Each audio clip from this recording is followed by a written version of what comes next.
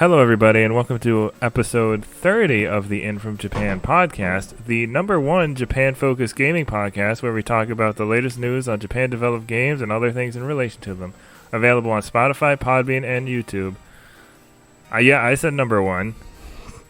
I mean, that's not too... I'm your host, Erroll Moss. That's not too And with me over here is my co-host, the phenomenon from Suriname, Jason Corder. Hey. Oh, but yeah, hey, if we have to say it, and then we can make it a reality if we say it enough times. I don't want the other Japan-focused podcast to come after us, so... The other Japan-focused gaming podcast? Yeah. Which is... There's the 8-4 one. Or is it 8-4? The one with the translators from Japan. Talking about the video game industry. Okay, the number one Japan-focused gaming news podcast. I mean, I'm pretty sure they also talk about news. I don't know. Let's not toot our own horn. Let's be modest over here. The number two. I can take the number 2 spot then. And as always, we're gonna start with the Japanese games we've been playing. So, my internet on my PS4 hasn't been working so well, so I decided to play my Switch a little bit more. So I went back to Monster Hunter Generations Ultimate. Mm-hmm. I got it on sale a while back. I played it when it was on 3DS, so I'm just like kind of replaying it now, and I was like, wow, like some systems really are so different. Like I miss some things that they don't have in World, and then other things I'm like, okay, I'm glad they changed that. Mm-hmm. The one thing I'm kind of annoyed by is that Generations has a lot more monster variety, but then you gotta realize that Generations also has the graphics are not as high end, you know? Mm-hmm. So they kind of have, I guess they kind of had to find a balance. The other thing that annoys me about World is that there are a lot of monsters that are just like different, like there are different species of monsters, but they're too similar to a past monster, and it's kind of like, well, why didn't they just put like that monster they already had instead? Well, you know what I mean?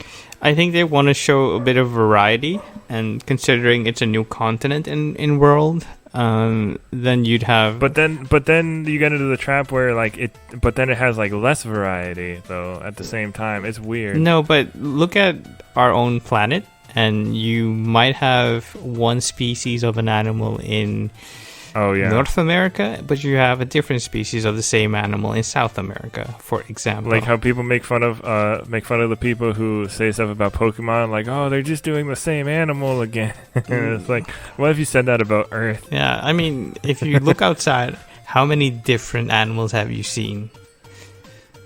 Like, not that much. None. You see dogs, cats, because birds. There's a pandemic happening. Yeah, I mean, you can still see some things outside. Couple butterflies. Yeah. But even in shape, form, and function, they don't differ that much from their counterparts in other regions. They might have slight variations due to adaptation, and I take it that's probably the reason why you're seeing it in Monster Hunter World. And to a certain extent, imagination can only go so far. Well, that, and it's possible they thought, because Monster Hunter World is more for a Western audience, so maybe they thought like different designs would be more appealing. You know what I mean? I doubt that. I mean, it's a possibility. I wouldn't rule it out. I've also been I'm not going to move on to that quite yet. The other thing I miss is that in Generations Ultimate, and it's the only game that does this, there are these different hunter styles where you can do these different like special moves. Mm-hmm. Or that give you like a certain advantage. I do something called the Erroll style, Mm-hmm. which gives you an extra jump and makes it easier to mount monsters. Yeah. So and I'm a hammer main, so I'm just imagine me like jumping around, flipping around with a giant hammer. Must be a sight to behold. I kind of missed that. Of course, I didn't think World would have that. World does a good job of having things kind of similar to that, with all the sliding and like how the different terrain you can like. Wait, isn't there traverse on? Isn't there a hammer in World? Or am I thinking? No, there's a hammer, but you can't do that. You can't do that double jump that you can in Generations Ultimate. Okay, is what I'm saying. Yeah. Oh, wow. You can still mount the monsters pretty easily now that we have the Clutch Claw, but it's a little different, and I'm very curious to see what that new Monster Hunter on Switch is going to be like. I think. Yeah, sure. Besides that, I went back to playing Xenoblade Chronicles, and I am still really enjoying it. Is there anything you noticed that's different this time around? That kind well, I got more accustomed to the gameplay. It's one of those things where it finally clicked. And I was like, oh, there we go. And it's all about I have to make sure I'm doing chain attacks because those are better. Yeah, and they also you want to maximize give you more experience. Yeah, you want to maximize your damage output.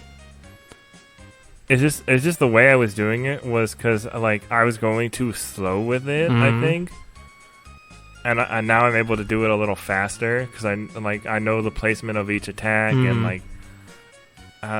this and I feel like if somebody else saw me playing it, somebody who had never played the game before, they'd probably be like, or never seen the game before, they'd be like, wow, you're doing this really fast when it's probably not even that fast. Well, and I'm really liking the story too. There was this. I don't want to spoil a 10-year-old game, but but there was this twist with a specific character, and I was like, "Whoa!" I was not expecting that. But then it was weird because it went in a way I wasn't expecting it to go, but then after it kind of went in a way that I was expecting it to go after that. Okay, so it's a mix of. I don't know how to explain it. No, I follow you. I follow you. Don't worry. Once it got past that initial twist, I was like, oh, I kind of expected that, but also that was the cool way that they did it,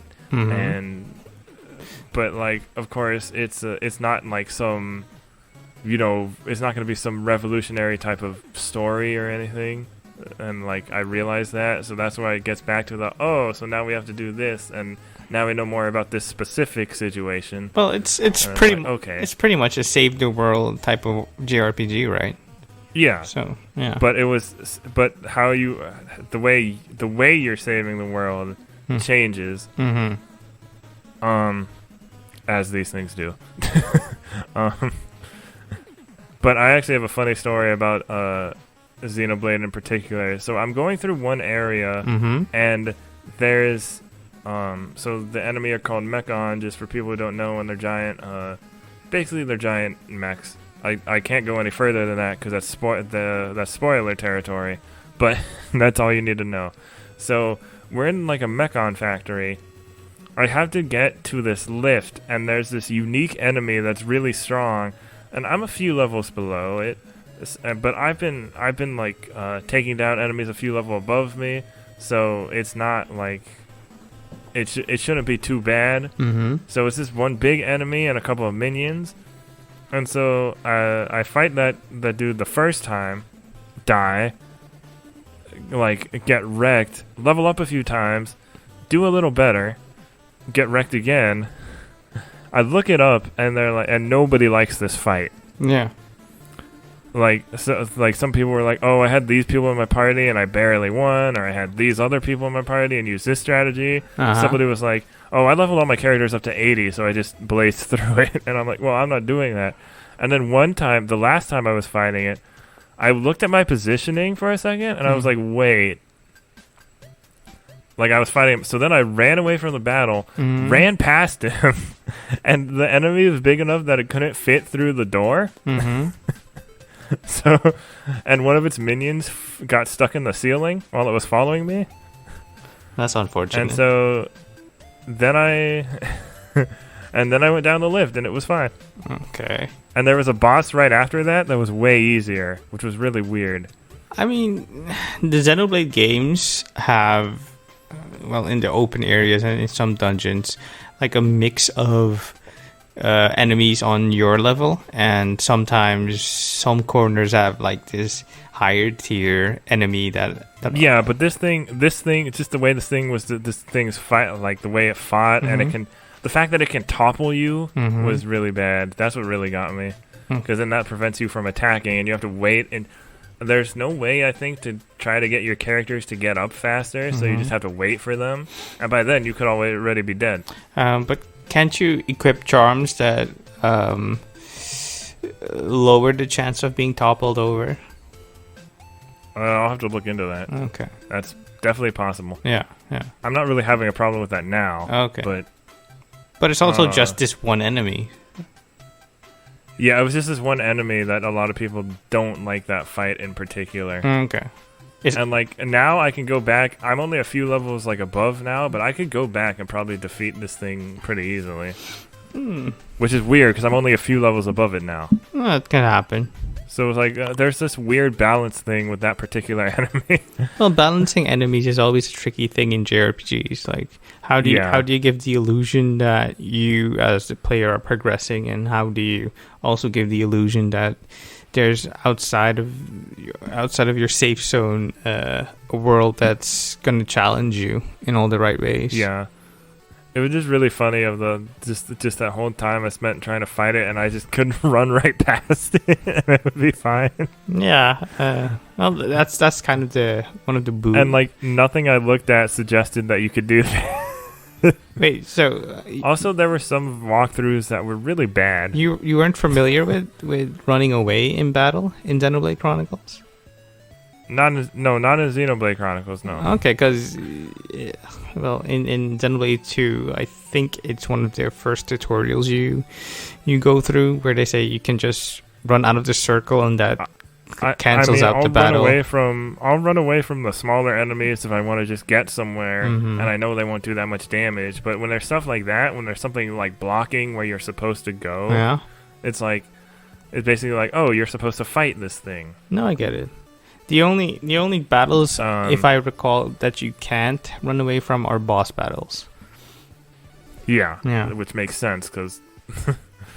and then I'm not really playing much of Tales of Crestoria. I played a little bit, but my last roll was really bad, and then I didn't want to play it for a while. But so you don't have like what you've been playing.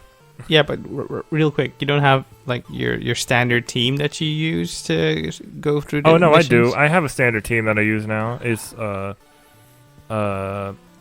what's his name? Kanata. It's Kanata, Velvet, Cress, and well, the fourth one is usually taken up by some random support slot that's super strong. Okay, that helps out. Otherwise, it's like, for some reason, Vicious leveled up more than my other characters at one point. And I was like, so sometimes it's Vicious, and then other times it's just whatever support. Okay. I get you. Anyways, on to what you've been playing. I haven't been playing all that much. Swamped at work, as usual. How dare you? We're canceling the podcast now. No, I'm just kidding. Yeah, so I did manage to beat The Last of Us 2. I think that was Monday. I recently started Ghost of Tsushima. I barely played Dragon Quest XI. I'm now at Rab's side story, and I've also played a little of Tales of Crestoria. I'm running into the problem.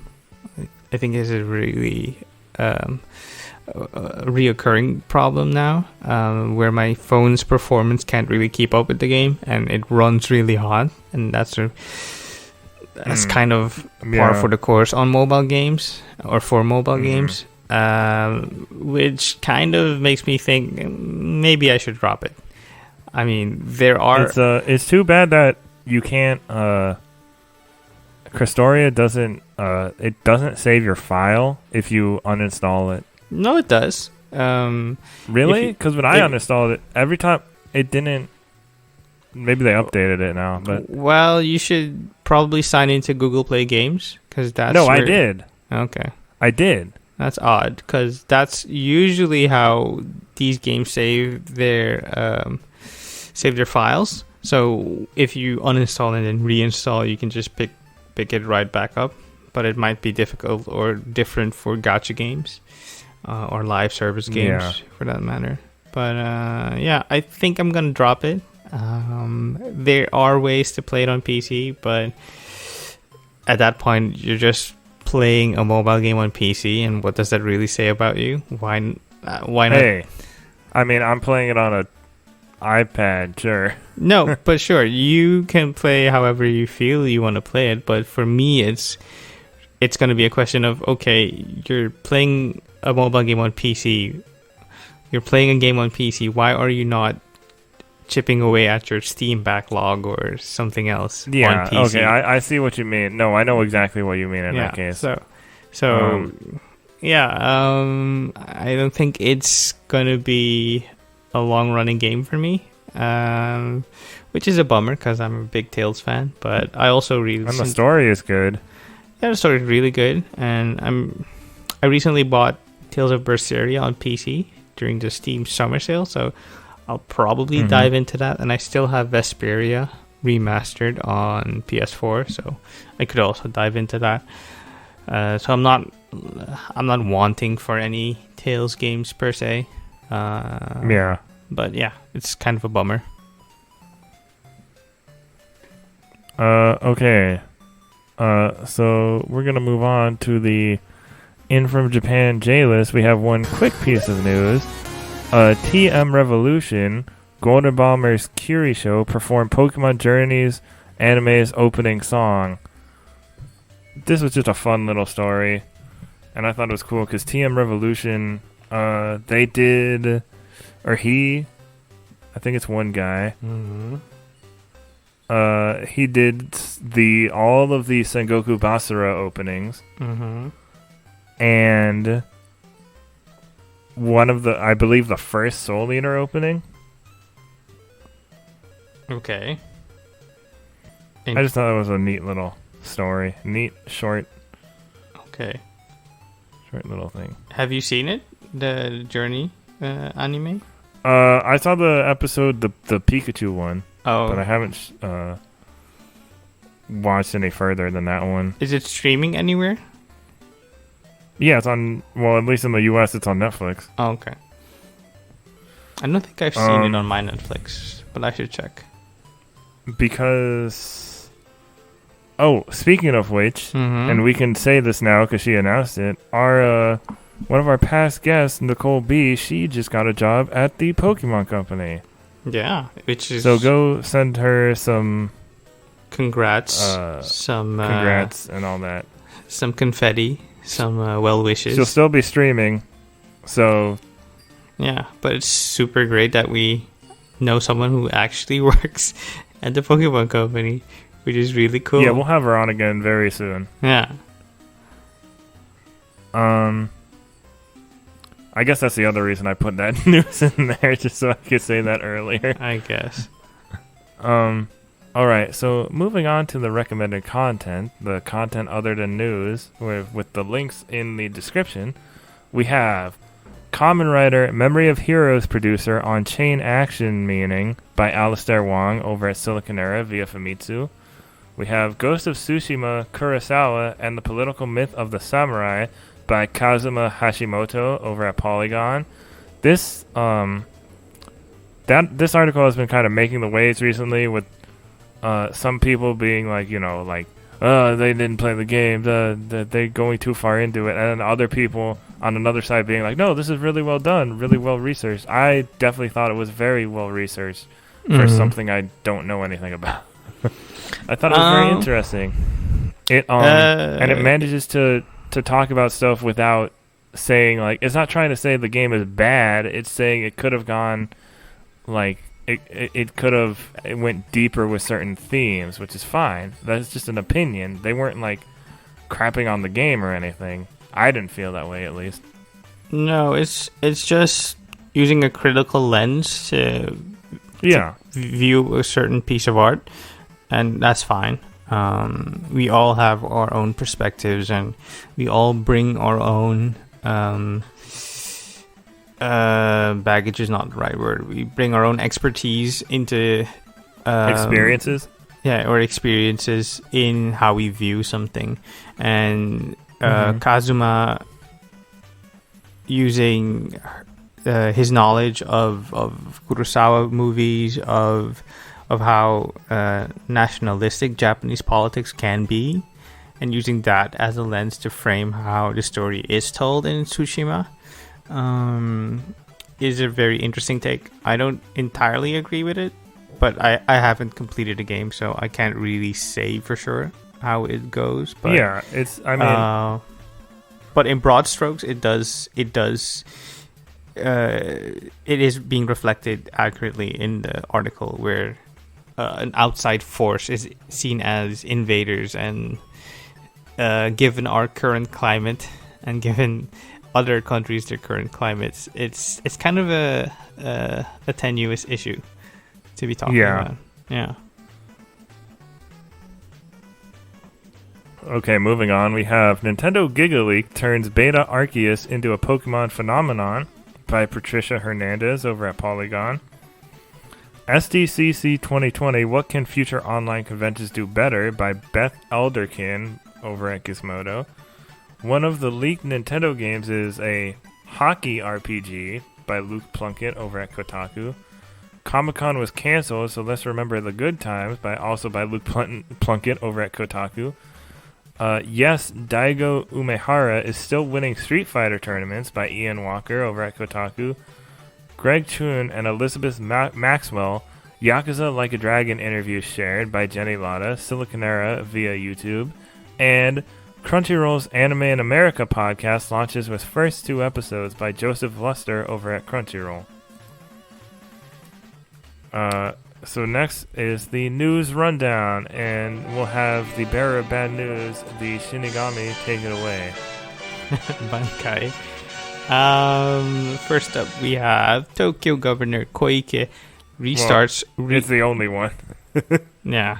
No, I mean first up, as in the first story we're going to be covering in the news rundown. True.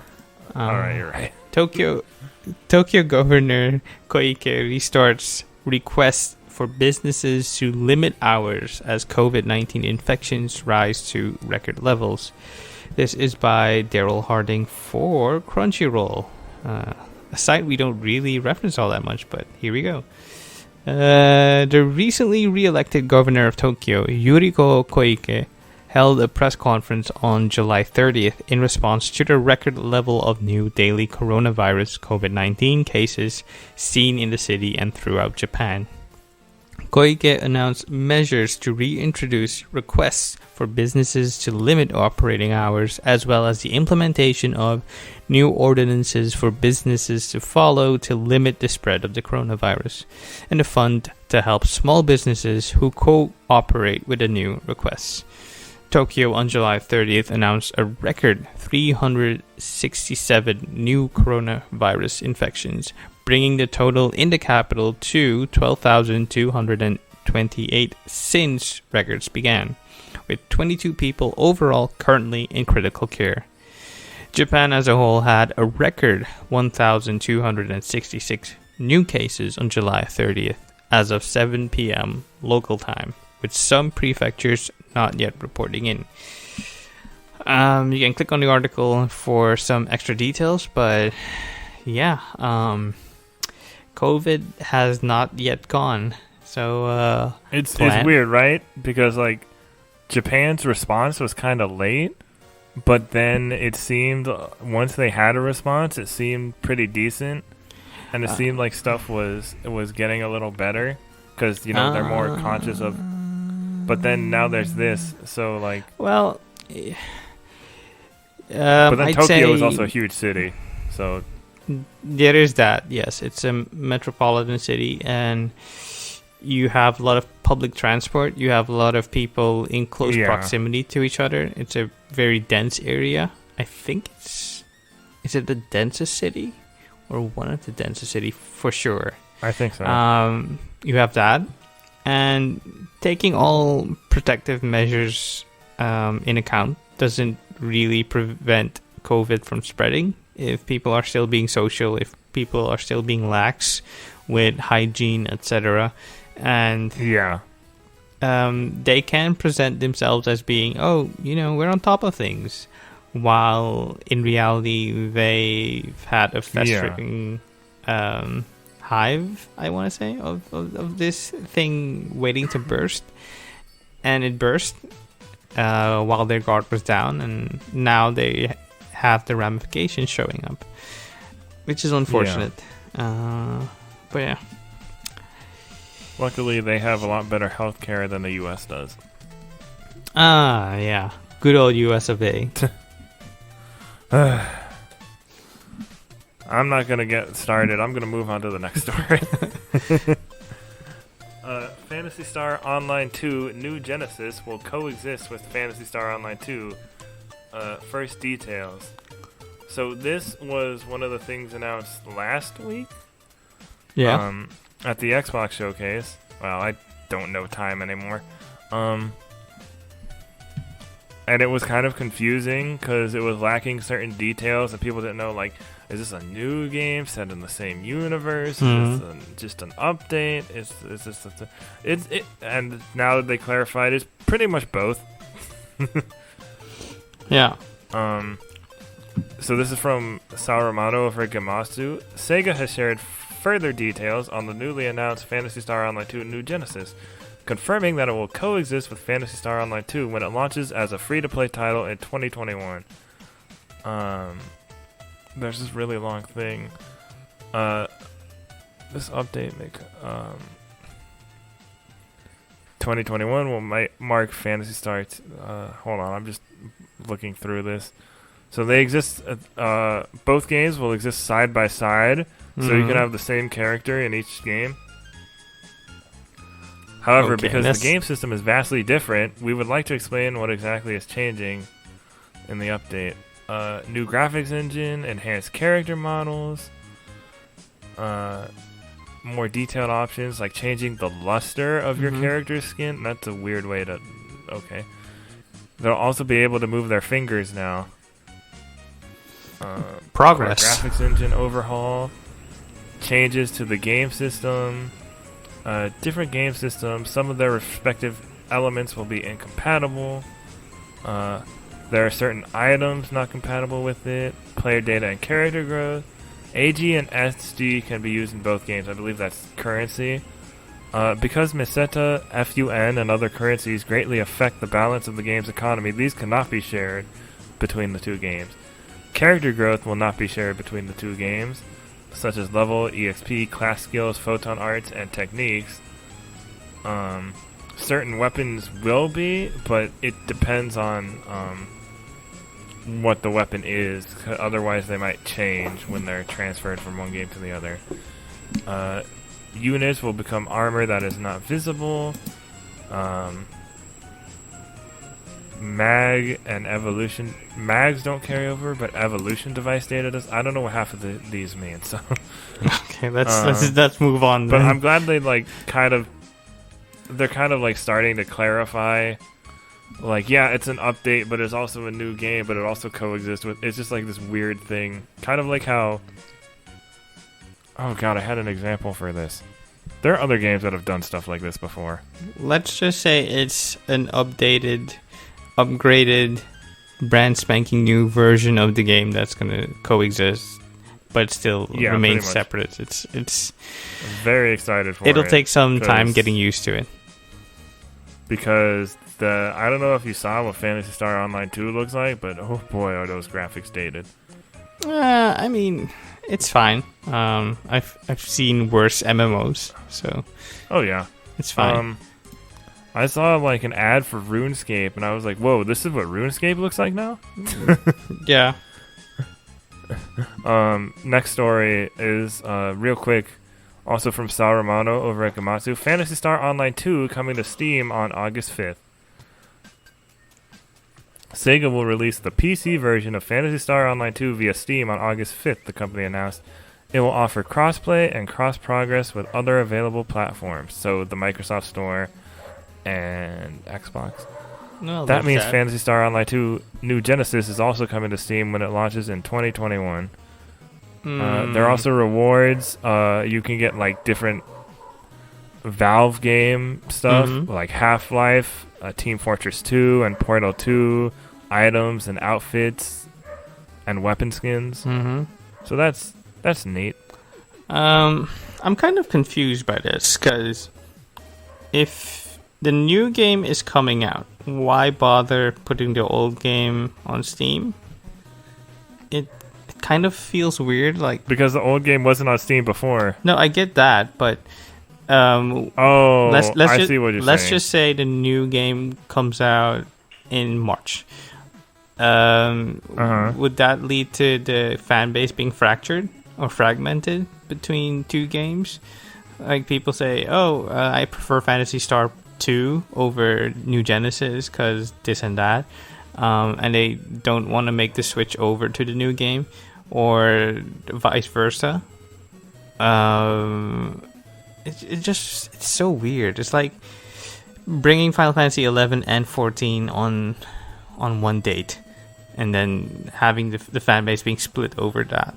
I see. Yeah. I guess we'll see. It's such a strange decision. I'm just glad both are coming to Steam at all, because I don't really like using the Microsoft Store, to be honest. Okay, that might also be why, because they're pretty much trying to downscale on the Microsoft Store being used to buy games. Like, Microsoft is now actively trying to go where the gamers are.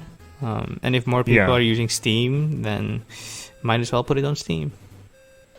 I forgot to mention about Microsoft Store stuff when you were talking about Dragon Quest briefly, that it can now be, I don't know about on Xbox, but I know on PC Game Pass, Dragon Quest 11S can already be pre-installed. So that's neat. Okay, that's neat. Yeah. And I was like, wait. So I went, I saw that, and I was like, wait, if this is here, surely that means... And I look up Yakuza Like a Dragon, and it's not there, and I'm like, no! Well, they didn't have the same release date, would they? No, Yakuza releases sooner. Okay. Yeah. I just thought, I don't know why Dragon Quest specifically has that, but... whatever, that's cool. Okay. Next story. Kamen Rider Memory of Heroes announced for PS4 and Switch. Hero Chain action game due out October 29th in Japan and Asia. This is once again by Sal Romano for Gamatsu. Bandai Namco has announced a Hero Chain action game, Kamen Rider Memory of Heroes, for PlayStation 4 and Switch. It will launch on October 29th in Japan and Southeast Asia with English subtitles. It will cost 7,600 yen in Japan. Early purchases include 3 types of special motions for Kamen Rider Double, O's, and 0-1, as well as 4 pieces of equipment that increases experience and stamina. Kamen Rider Memory of Heroes follows an original story and promises to be a much more evolved Kamen Rider experience than previous console titles. In it, the player must battle while cleverly operating form changes and utilizing gadgets that have appeared in the Kamen Rider series. Then you play as Kamen Rider Double, Kamen Rider O's, and Kamen Rider 0-1. Kamen Rider 0-1 is the most recent Kamen Rider. Well, the most recent is the series airing right now. Mm-hmm. A premium sound edition.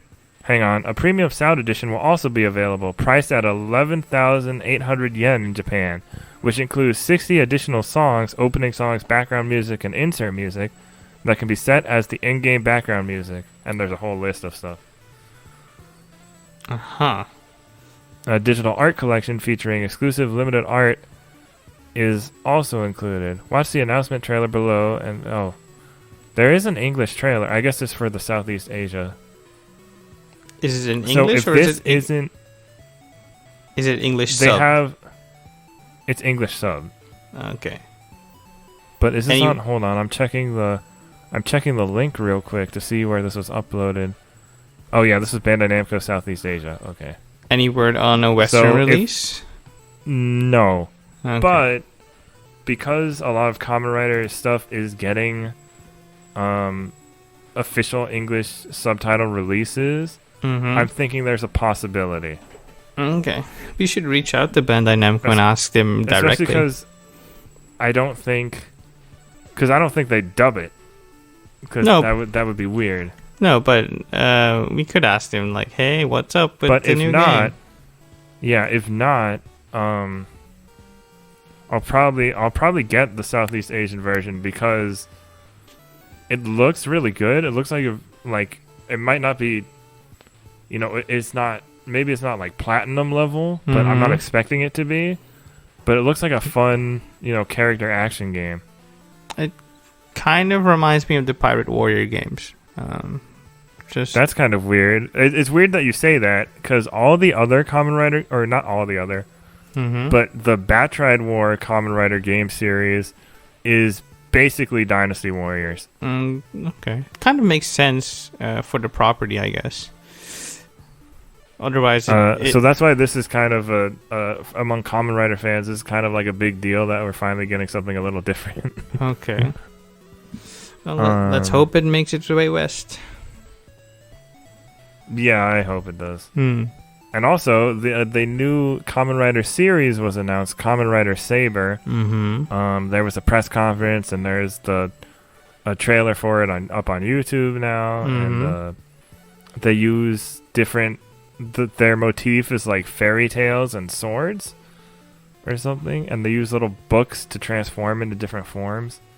So that's interesting. That's not the weirdest thing I've ever heard, but sure. Look, the guy who... Did you know the guy who wrote Psycho-Pass and Madoka Magica? Geno Urobuchi?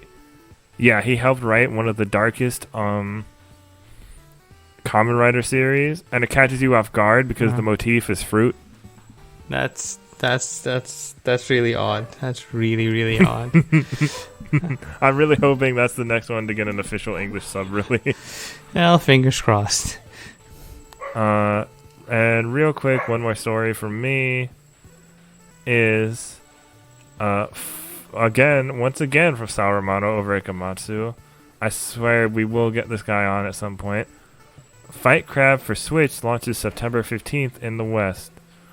So that the PC version of Fight Crab is due out via Steam worldwide on July 30th. In Japan, the Switch version is due out both physically and digitally on August 20th. And we can get it on September 15th. And you have crabs and they fight, and it's silly. 23 kinds of playable crab, 48 different weapons, and 11 unique battle arenas. 34 stages across 7 chapters, special skills like the fabled Kamehameha, devastating crab copter, and more.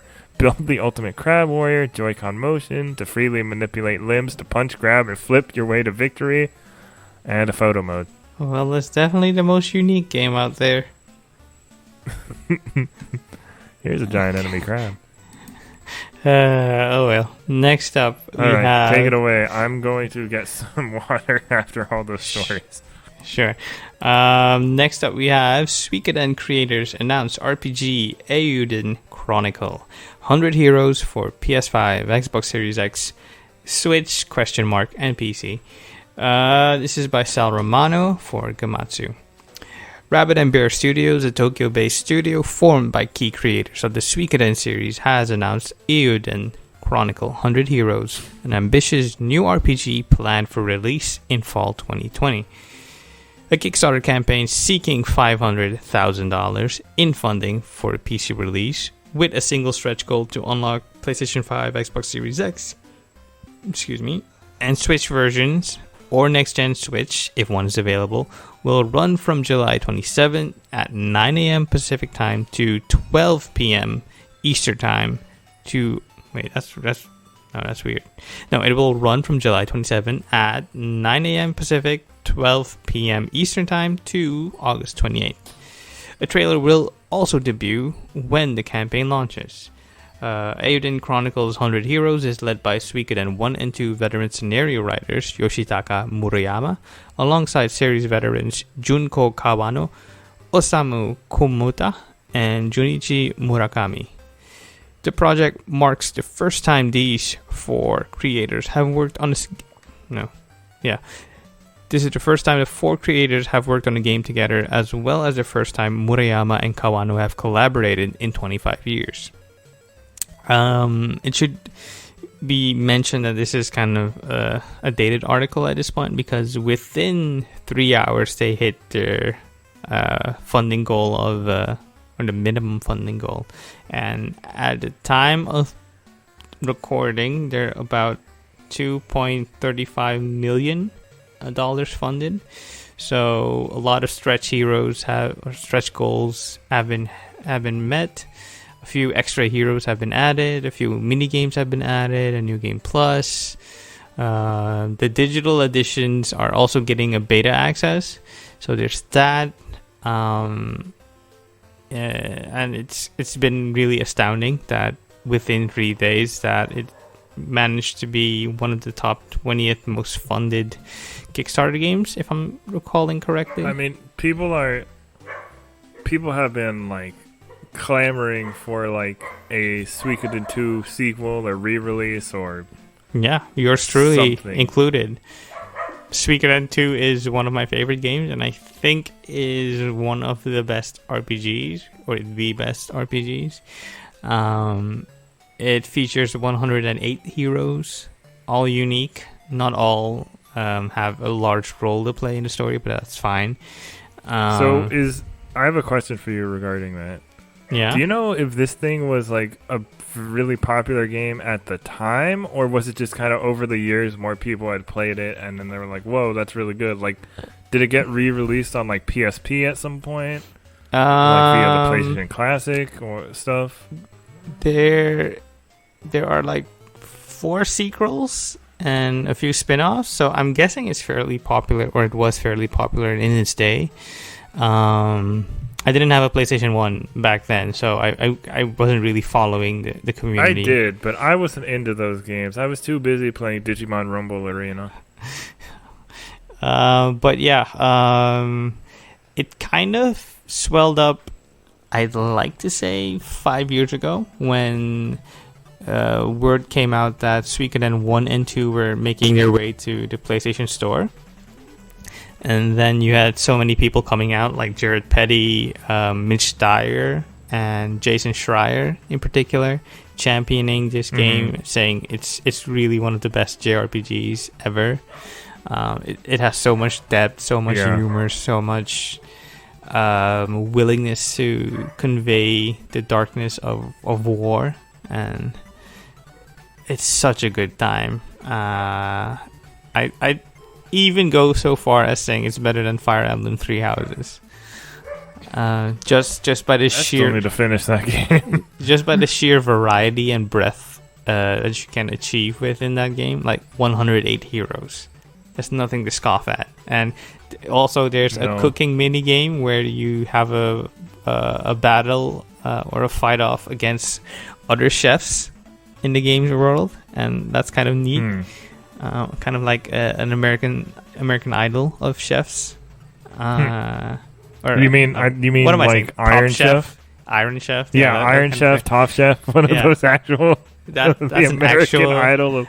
that's an actual cooking show. But I mean, with the pageantry and how kooky the contestants can be, it kind of makes sense to refer to it as American Idol of chefs. Mm-hmm. It has so much. It has so much. I just can't stop singing his praises, and I'm so happy a new game is coming out, a spiritual successor. Spiritual successor. Yeah, and it's also featuring. Because that's all we can hope for half the time these days.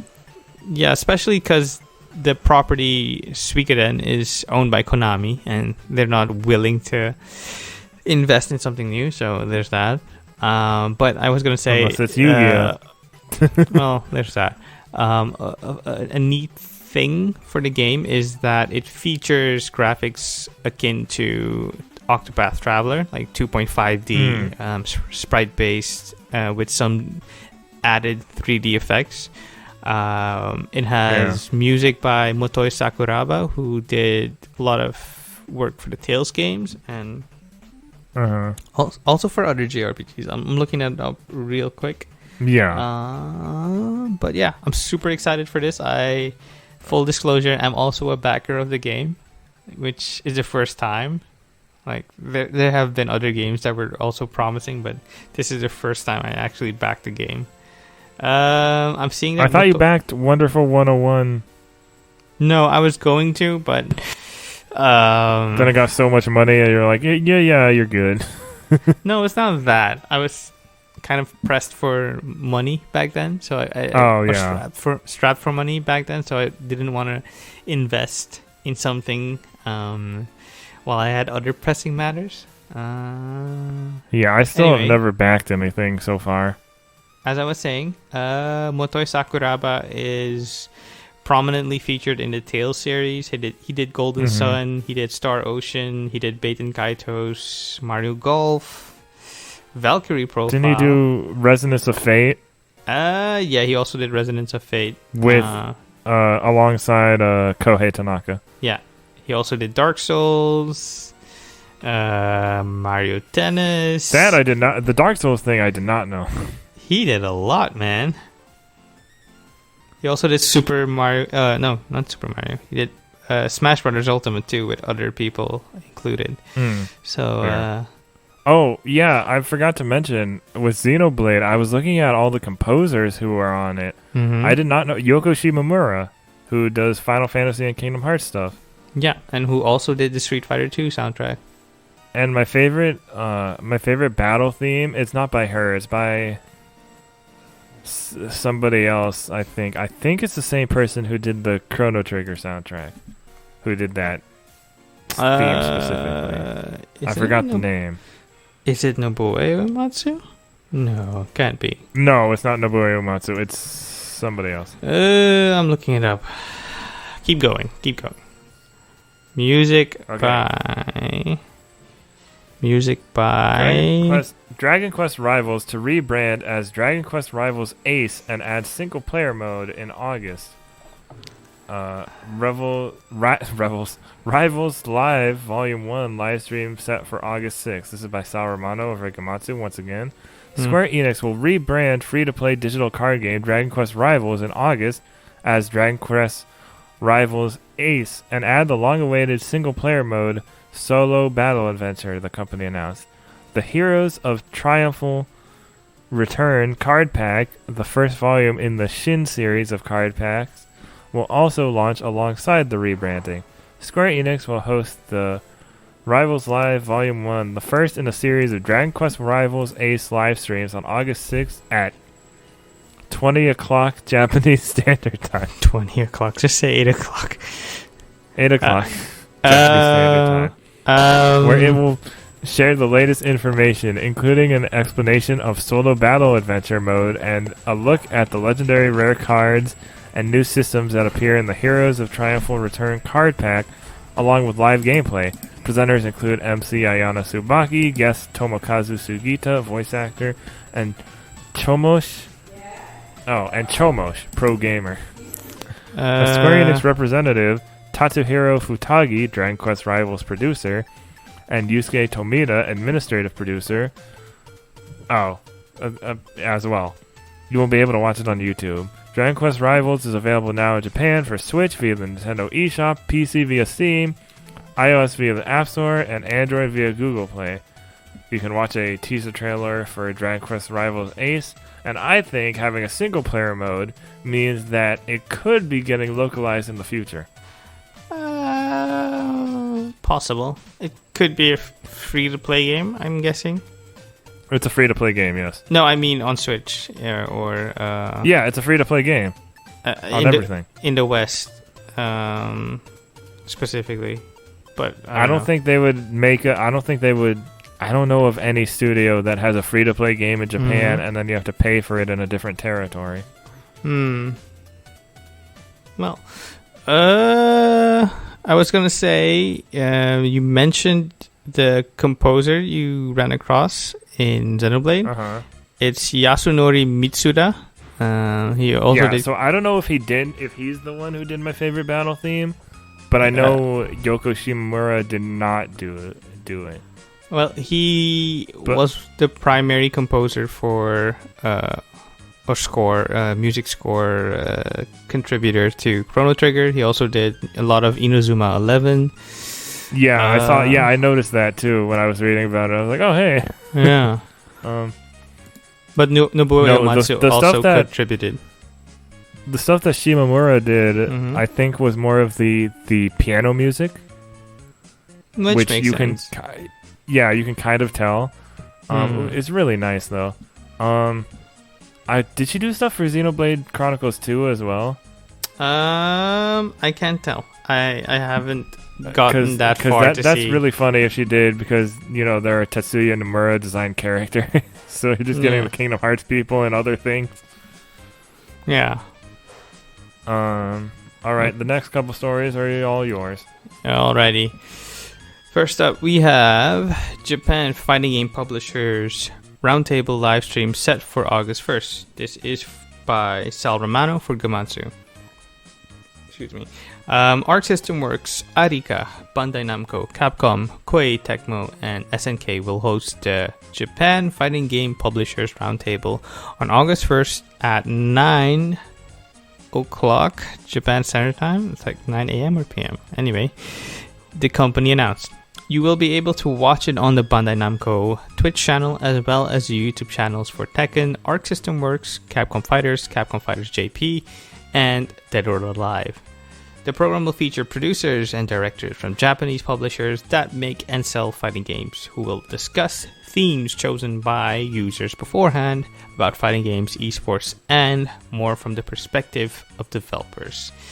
You can see a full list of who's participating in the event when you click on the article.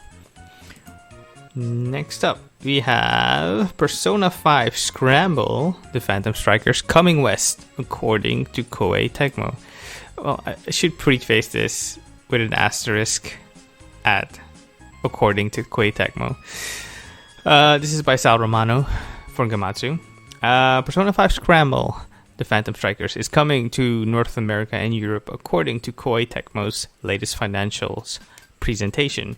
The financials presentations list Persona 5 Scramble, the Phantom Strikers for PlayStation 4 and Switch, with a release region of North America and Europe on its upcoming title slide. A release window is not mentioned.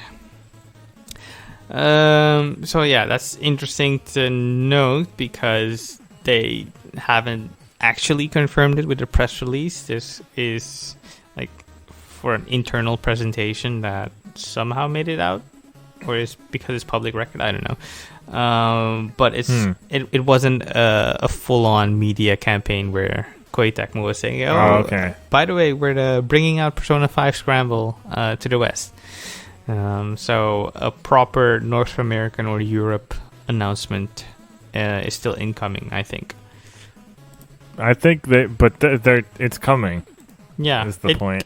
I mean, it could be. I'm actually more excited for this game than Royal. Why the only reason I wasn't excited for Royal is because Persona 5 is so long in the first place. But do you know if Persona 5 Scramble is short? No, but it's like playing a game I've already played with improvements, and I know I'm kind of hypocritical because I've done stuff like that before. Yeah. Like, I have the Shadow Colossus PS4 game, remake, but like, I don't know. For me, I just felt like going through that whole game again wasn't worth it. No, and it's also weird because Persona 5 Scramble is a sequel to Persona 5, but not to Persona 5 Royal, I think. That's what I remember reading. I don't know for sure. Which is really odd. Well, let's say Royal was later in production than Scramble. That could be a possibility. Mm-hmm.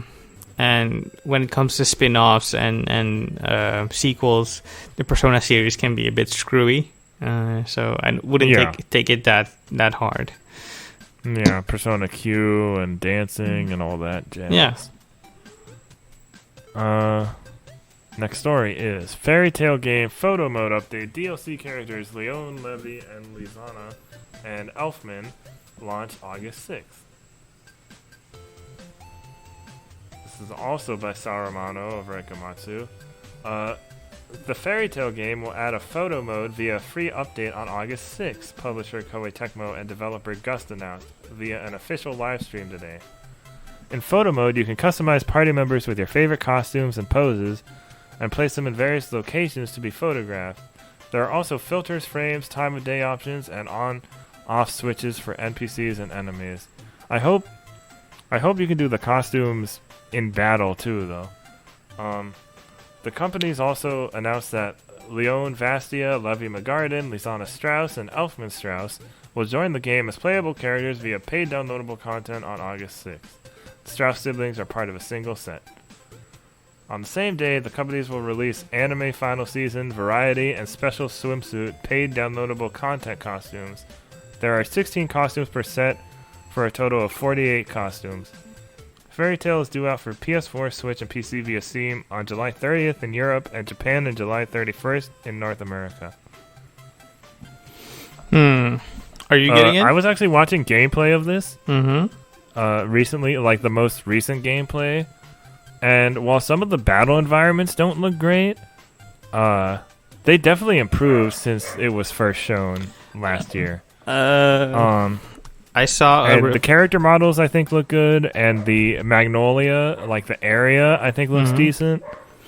But also you got to remember this is the Atelier team, and they're not really known for like super high end graphics. I'm pretty sure. Well, if you look at the Atelier Ryza game on PC or PS4, it can be pretty gorgeous at times. I've seen one review so far for the Switch version, and it looks pretty underwhelming.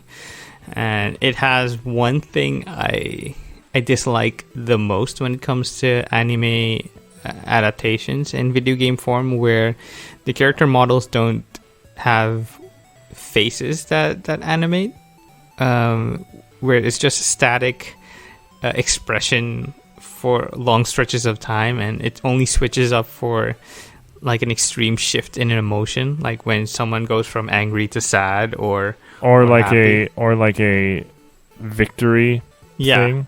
So it kind of, I don't mind that so much. I mean, it feels to me like you could have done the bare minimum, and they didn't do the bare minimum. So I feel like they did do the bare minimum. Also, debatable. Like the thing is, like this is the first anime game we've gotten in a while that isn't either a fighting game or a very empty feeling open world game.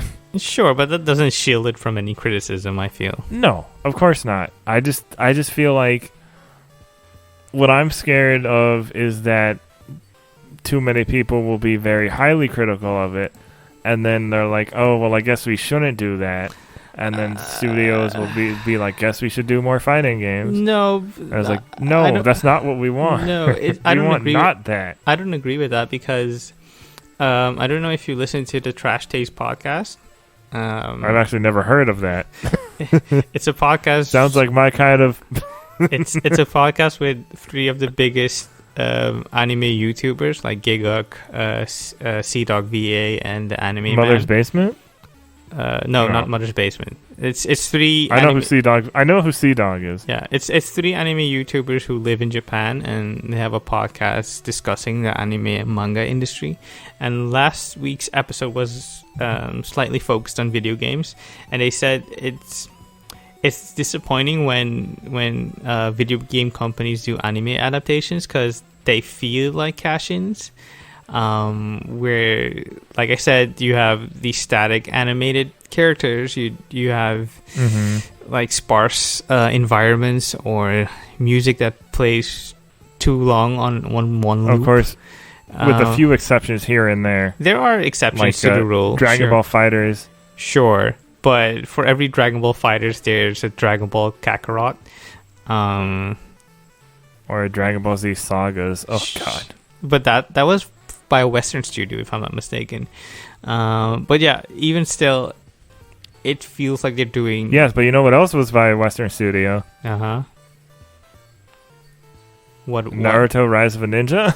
Sure, but that at least dared to make the themes of the show and the manga integral to the gameplay. Mm-hmm. And whereas these games these days just feel like surface level representations of the properties. I think this Fairy Tail game looks decent still, and I'm still going by that. And I'm not sure if I'm gonna get it or not. We'll see. Mm-hmm. But that's the other thing I want to say. They have a lot of music that I don't know if it's music actually from the series, but it sounds like it's from the series. It's the same type of music. Usually. So I think. Usually in adaptations, it's reminiscent of the main series. It's not going to be the music from the main series. But from the live streams I've seen, it sounded similar enough that I'm like, okay, they did a really good job on that. I think. Not just there was something else too, and I like where it's set in the story. Mm-hmm. Because it starts right before a time skip. Yeah.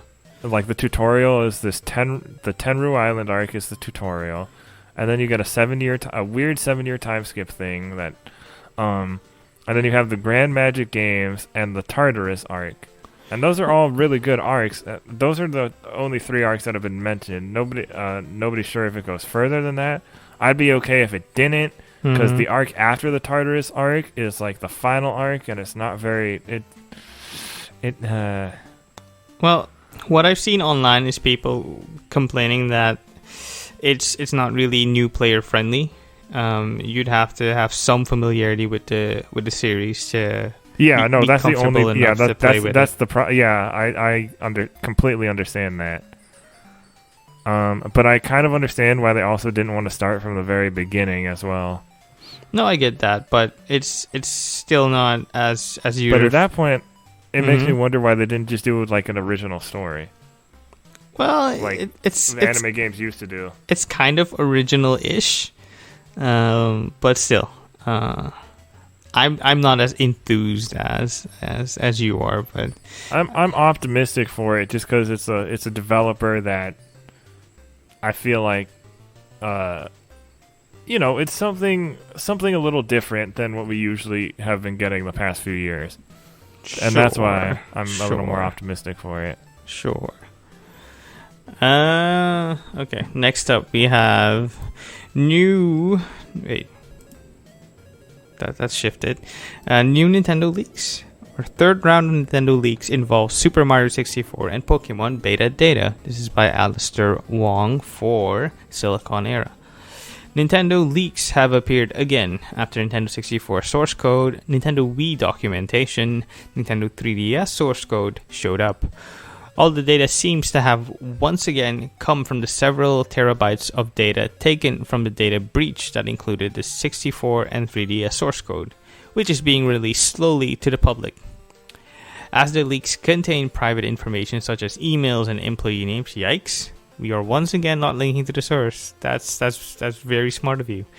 One of the big discoveries in the release data included new Super Mario World, Super Mario 64, and Pokemon Diamond and Pearl information. Beta sprites for Yoshi showed that at one point Yoshi was much more dinosaur-like in terms of shape, while Super Mario 64 model files have been found for Luigi, who was planned to be in the game but was cut. Fans have been quick to proclaim that the L is real. Fan prophecy has been fulfilled. How do you feel about this? Because a while back you were championing I'd say the preservation of older games. Especially and I still am, but the problem with this is that Nintendo doesn't release this stuff themselves, and that's why people leak it. Wait, that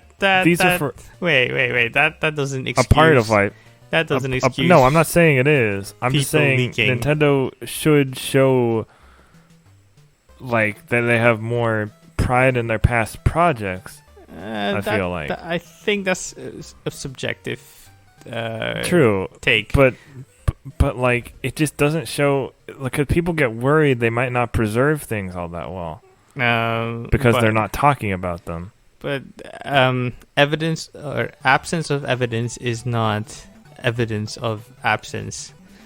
That's true. Yeah. On the other hand, it's like leaks aren't great, and there's like personal information involved and hacking, and it's kind of like because this is weird. This is weird line. I mean, it's not even a weird line. They crossed the line. This is theft at this point, and when it comes to theft of intellectual property, you best believe the Nintendo ninjas are going to show up. Yeah. And they're very protective of their IPs, and I think they have good reason to be. Of course, I'd also like them to document things and share more with the public, which can also be a great teaching tool for new generations of developers. But at the same time, if something is your property, it's up to you how you work with that. The biggest thing for me is just the Pokemon beta stuff, because there were a lot of older designs or unused designs that were found for Diamond and Pearl that were really interesting. My a friend of the show, Racy B, she does Ken Sugimori style artwork of a lot of unused Pokemon. So she started drawing my Discord avatar is actually the original design of Hippopotas. Yeah. And I also just realized that Hippopotas is a hippo and a potato. That's pleasant. But yeah, I just think it's fascinating how some designs change so drastically. Like the Arceus one that was in that recommended content one, it's more of an ethereal, like its form can't be comprehended type of design. And then they decided to turn it into more of like a magic deer. Yeah. But I just think, as somebody who is into creature design, I just think it's fascinating how much they changed specific ones, and then how much, like how little they changed other ones. Well, that's just part of the course when it comes to iteration. Yeah. Especially because some of the designs look really bad because they were really early. Like the Torterra design, God, it looks very awkward. I guess that's why they didn't want to share it. Like, sometimes you're not that proud of all your work and you don't want to let it see the light of day.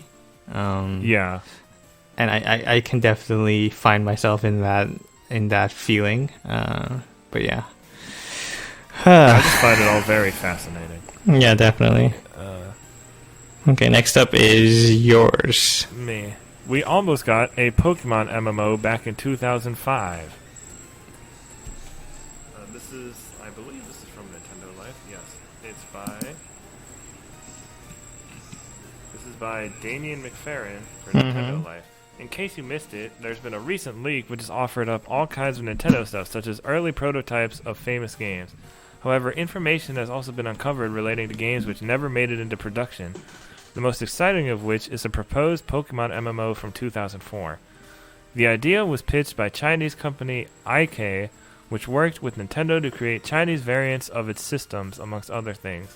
While the main game could be played offline on the Game Boy Advance, IK's proposal would have seen the console getting plugged into a PC for online play, with this element being based on code borrowed from Pokemon Colosseum.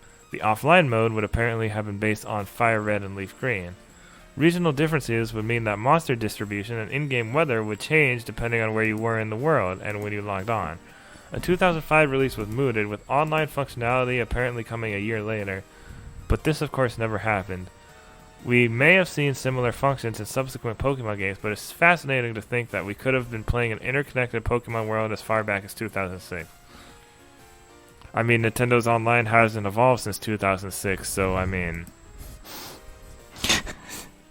kind of just feels like Nintendo being Nintendo. Yeah, that at that time, because like I understand why people want a Pokemon MMO now. Mm-hmm. Back in 2005, I mean, people were always experimenting with things, and with I know there was a fan MMO that looked kind of like Fire Red and Leaf Green graphically. I mean, World of Warcraft was pretty big back then. It still is pretty big. RuneScape, you name it, and Pokemon, MapleStory, etc. Pokemon having an MMO variant would very much fit with how we experience the anime and the earlier video games, where you think about just going about a journey in a wide open world and meeting other trainers and battling against them and trading with them. It just fits. Yeah, like Temtem. I mean, what? It just fits an MMO template, but there are so many things to consider when you make it an MMO. Like, how do you balance that? How do you... Especially with who it's owned by. Yeah, who is it owned by? And how do you make sure that you have content that's engaging enough for people to keep coming back? And with Pokemon and Nintendo properties being very child-friendly, how do you protect minors in an online world? I do wonder if the popularity of Pokemon Go and the ongoing popularity of it has got them thinking about that kind of stuff a little more. I'd say it's a fair bet, because you can name any property and the developers are always prototyping something new. Yeah, that's always happening. So I'm guessing somewhere in some secret laboratory in a corner of Nintendo's offices, there's like two people spitballing about an MMO right now. Yeah. Like, in the meantime, we have, well, on the MMO side, we kind of have, well, it's not really an MMO, but you can do co-op and it's online. We have Temtem. We have a bunch of indie developers. Monster Crown comes out the same day this podcast comes out. Ooblets is single player, so that's a little different. We have, what's that one called that's supposed to be like a huge open world? I believe it's called Kindred Fates. It's not supposed to come out until 2023 though. Oh, okay. But like there is stuff. So we have alternatives. The problem is it's not Pokemon, so that's why people write it off. Because it doesn't have that brand recognition a lot of the time. Well, that's a reason. I wouldn't say it's the only reason. But I'd say it's because there's only so much. Have that pedigree. No, not that. There's only so much mindshare to go around. It's one of the reasons why Destiny is as big as it is, while anyone that came after it isn't around anymore. Like, there's the Division, but that's Anthem. Well, okay, Anthem's being revamped, but yeah, but still, there's nothing on the level of Destiny. Maybe Warframe, but Warframe's also free to play. Well, I guess they're both free to play now, huh? Yeah, they're both free to play. But Warframe was always free to play. Sure, but it's probably something more that we've seen in the West, that once something is there and it's popular and it makes sense and it works, you don't want something else. Humans are also creatures of comfort and repetition. Yeah. And we don't want something else if the thing we have is already good enough.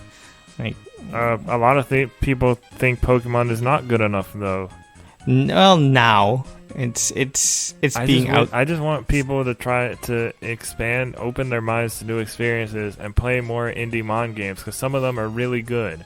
Also, there is actually a Japanese one I can mention, Disc Creatures. It is available on Steam, and it plays a lot like Dragon Quest Monsters, because they're like 3-on-3 battles.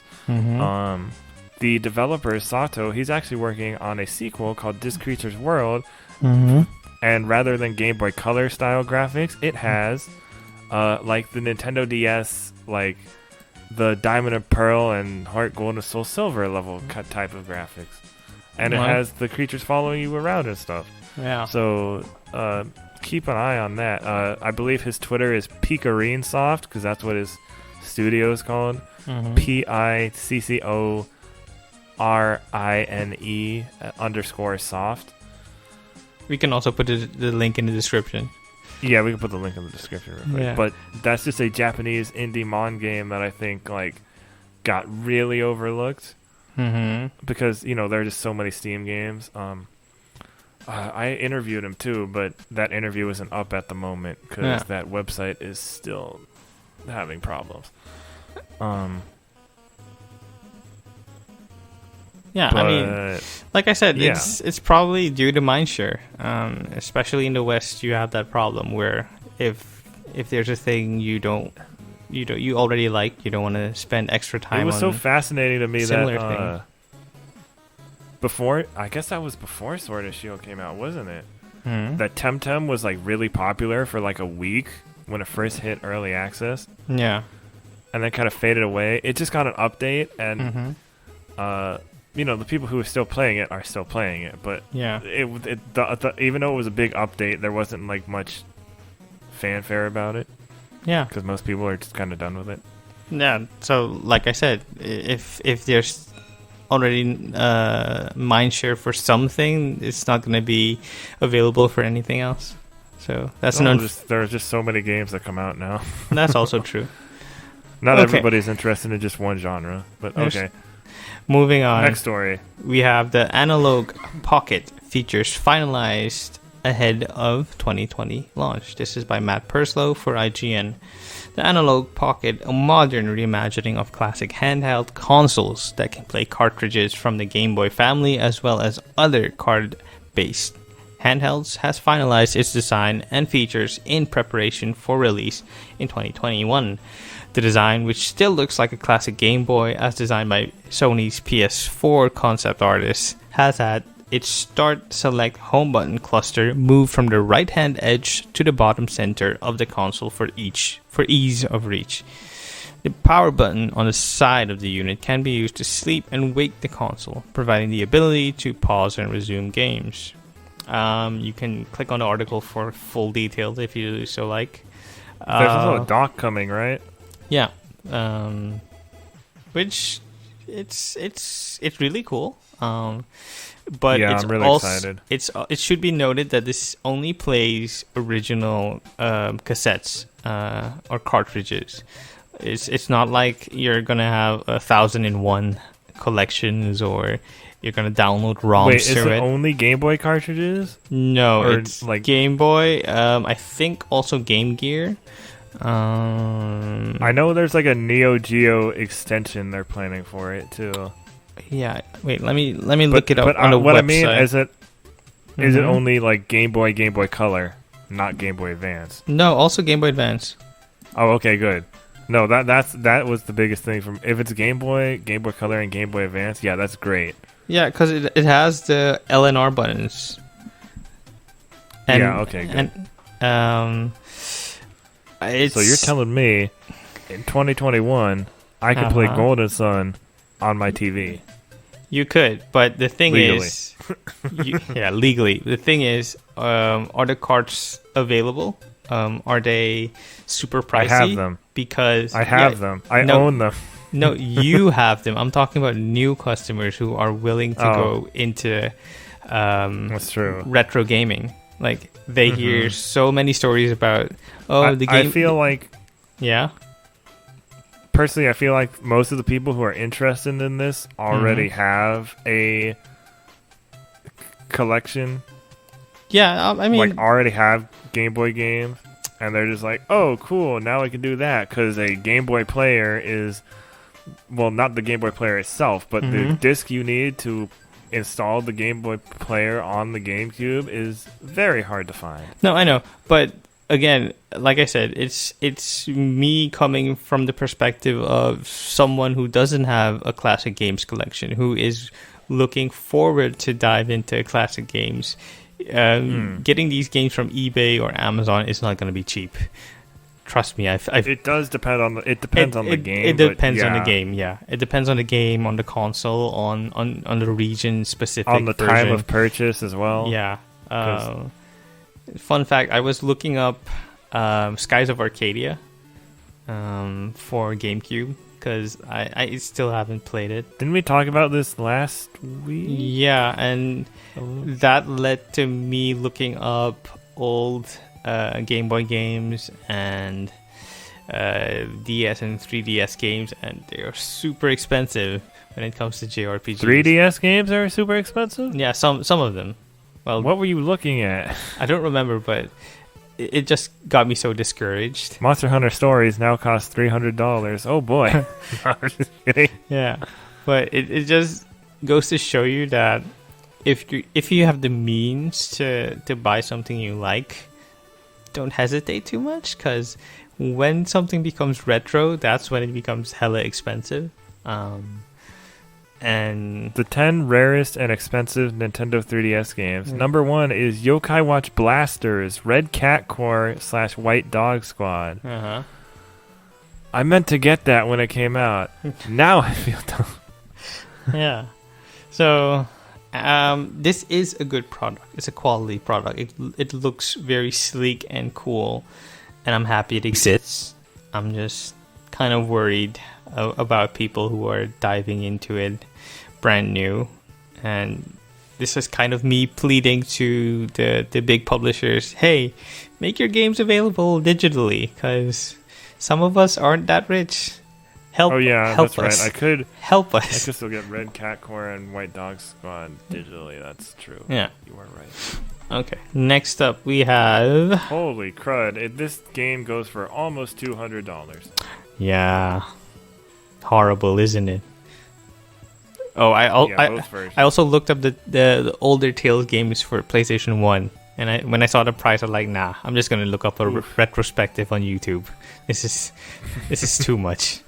Next up we have Project Athia. Is an open world game according to Square Enix president. This is by Sal Romano for Gamatsu. Project Athia, the June announced thrilling otherworldly adventure from Luminous Productions for PlayStation 5 and PC, is an open-world style game, according to Square Enix President and Representative Director Yosuke Matsuda. And the quote goes, the game Project Athia, titled tentative, which we will release for PlayStation 5, is an open-world style game in which users can freely move around the game world.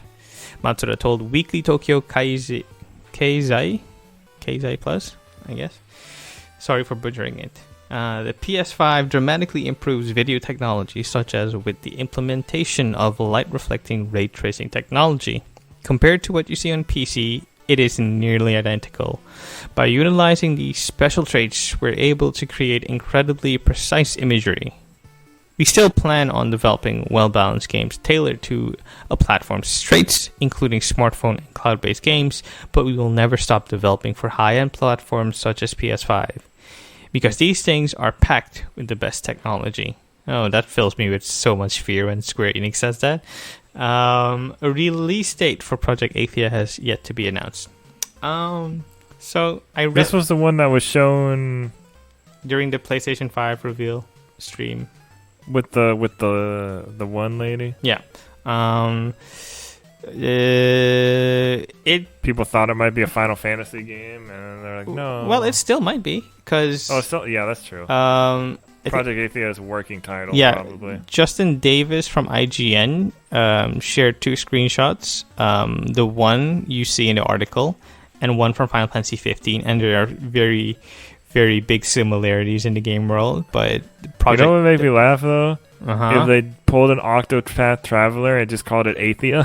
it's probable, but to get back to my point, there are big similarities between the two pictures, suggesting that Athia is in the future of Final Fantasy 15's world. And I read this article and I was like, well, no duh. You have the technology from Final Fantasy 15. It would be an incredible waste to not use that again. As somebody who really enjoyed Final Fantasy 15, you're just making me more excited.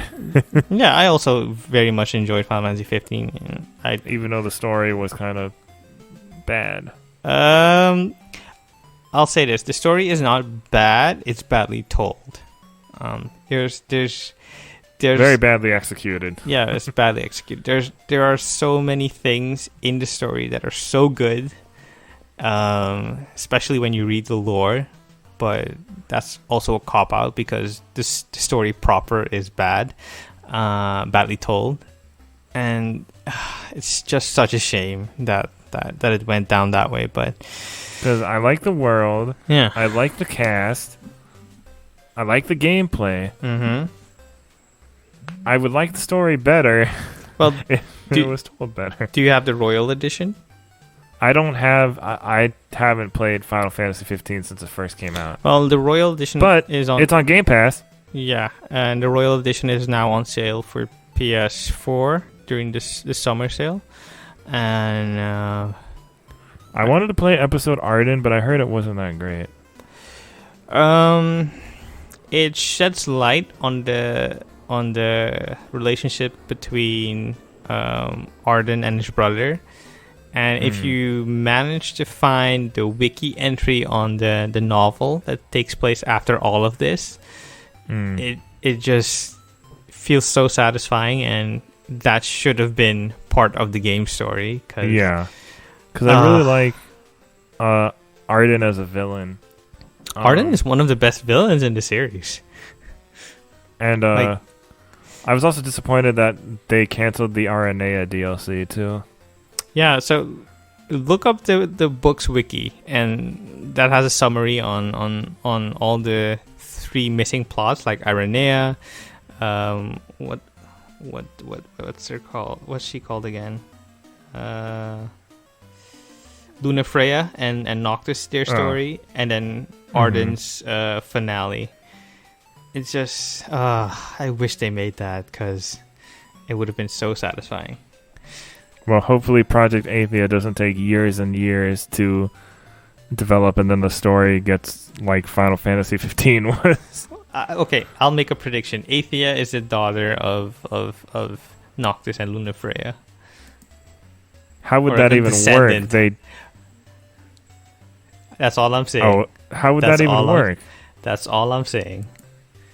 Look With up how that game ends, how would that even work? Look up the books wiki. That's all I'm saying. Okay, you're gonna have to tell me after we finish recording. You're gonna have to tell me some things because stuff is not making sense. Moving on to the next story. Clap Hands trademarks Clap Hands Golf in Japan. Izanagi Games trademarks World's End Club.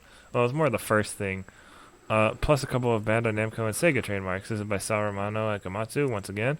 Everybody's Golf / Hot Shots Golf series developer Clap Hands has trademarked Clap Hands Golf in Japan, and Izanagi Games has trademarked World's End Club.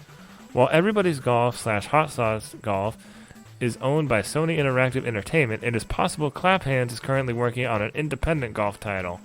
The studio has only ever created games for Sony Interactive Entertainment, however, so it is possible it is expanding to non-golf titles and will use Clap Hands Golf as branding for future golf titles. As for World's Ends Club, the trademark is similar to one of Izanagi Games' previously announced upcoming titles, Death March Club. I believe that's the one also by... I thought that was by Tokyo Games. An upcoming game? Maybe Tokyo Games is the publisher. I don't know. Because that's the Death March Club is the one with the kids, and it's by Uchikoshi and what's his name? Kodaka, the Zero Escape writer, and the Danganronpa writer. It is possible that this will be a new name for the title, which has been silent since its last appearance at Tokyo Game Show 2019, given the recent release of its other similarly titled game, Death Comes True. Oh, that would make sense.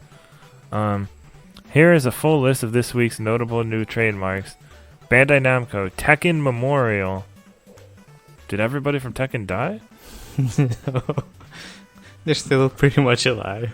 Well, some of them died, given Tekken 7's ending. That sounds like it could be like a collection, though, too, of like the older Tekken games, in a way. Or it could be just some mobile game. I'm just spitballing here. Clap Hands. We have Clap Hands and Clap Hands Golf. Izanagi Games trademarked Izanagi Games and World's End Club. And Sega trademarked Fog Gaming. Oh, I remember. There was a thing about that. Like, maybe this is Sega's, like, cloud gaming thing. Mm-hmm. What's the next story? Oh, next story is you. Yes, the next story is all me. We have Sekiro Shadows Die Twice sales top 5 million. Additional features update launches October 29th. This is by Sal Romano for Gamatsu. A free additional features update for the March 2019 released Sekiro Shadows Die Twice will launch on October 29th. Publisher Activision and developer From Software announced. It will add the ability to fight previously defeated bosses. It's like a boss rush mode? Huh. Change the wolf's outward appearance and send recordings of your actions to other players. Activision also announced that total sales for Sekiro Shadow Dies Twice has surpassed 5 million units worldwide. Get the details below if you click the article. This is neat. It's not a proper DLC, like all the Dark Souls games got. But then again, yeah, Bloodborne also got a DLC. So this is kind of the first time in a long while From Software hasn't brought out like a single player DLC for the game. Huh. Interesting. So I see a lot of people, I think it was today, people were saying like, yeah, this is neat, but like Sekiro seems like a cool game, but I wish it had more accessibility features. And that's just kind of a problem with FromSoft games in general. Well, just adding accessibility doesn't make a game fun per se, because you also have to take in account how will the enemies be balanced. How will you be balanced? A lot of times, somebody made a good point I saw on I think I saw on Twitter or something, is that the problem with inputting accessibility later is it's a lot harder to put it in when the product has already been finished. Yeah. Like, you have to be thinking about it from the get-go. It makes it easier to implement. Yeah. I'm not saying that's an excuse to, like, not put more accessibility in games. No, definitely not. That's a factor.